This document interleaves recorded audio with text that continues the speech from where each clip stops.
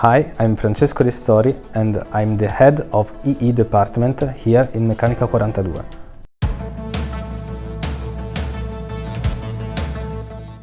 The Wheel Speed Emulator is a device able to emulate protocols used by wheel speed sensors.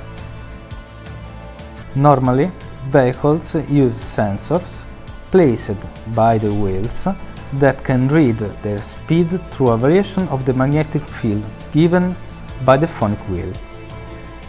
By then translating the passing of the phonic wheel's poles in angular speed, these sensors can send all collected data to a control unit, able to know the individual wheel speed and can activate systems such as ABS or ESC.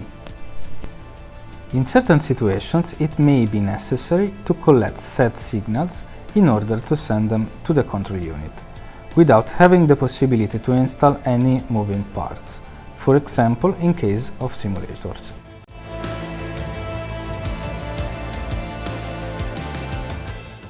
In those situations, our Wheel Speed Emulator can be used, as it is able to perfectly emulate the wheel speed signals.